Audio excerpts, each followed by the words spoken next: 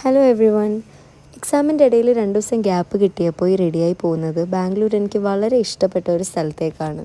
പുറത്തിറങ്ങി നോക്കിയപ്പോൾ അത്യാവശ്യം നല്ല മഴക്കാറുണ്ടായിരുന്നു. അങ്ങനെ മഴയൊന്നും പെയ്യരുതേ എന്ന് പ്രാർത്ഥിച്ച് ഈ പരിതാപകരമായ റോഡിലൂടെയായിരുന്നു ഒരു 3-4 കിലോമീറ്റർ യാത്ര.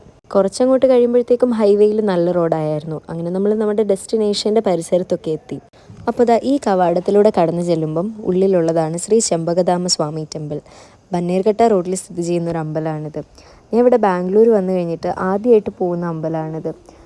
ഡിസംബർ 2023 ഒരു വൈകുണ്ഠ ഏകാദശിക്കാണ് ഞാനിവിടെ ആദ്യമായിട്ട് വരുന്നത് എൻ്റെ ഫ്രണ്ടിൻ്റെ ഒപ്പം. ഇവിടുത്തെ വിഗ്രഹത്തിന് എന്തോ സ്പെഷ്യൽ പവർ ഉള്ള പോലെ തോന്നും. എത്ര നോക്കി നിന്നാലും മതി വരില്ല. അമ്പലത്തിൻ്റെ ഉള്ളിൽ അധികം റെക്കോർഡൊന്നും ചെയ്തില്ല. അങ്ങനെ ഞങ്ങൾ തൊഴുതിട്ട് പുറത്തേക്ക് ഇറങ്ങി.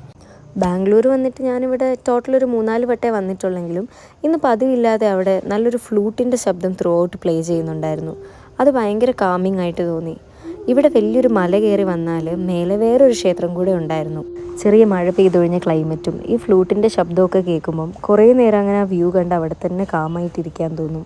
അങ്ങനെ എന്താണെങ്കിലും ഇവിടെ വരെ ഒരുങ്ങി വന്നതല്ലേ, എന്നാൽ പിന്നെ ഒരു ഡാൻസ് കളിച്ചേക്കാമെന്ന് വിചാരിച്ച് 10 മിനിറ്റിനുള്ളിൽ തട്ടിക്കൂട്ടി ചെറിയൊരു ഇംപ്രോംപ്റ്റു ഡാൻസ് വീഡിയോ എടുക്കാൻ തുടങ്ങി.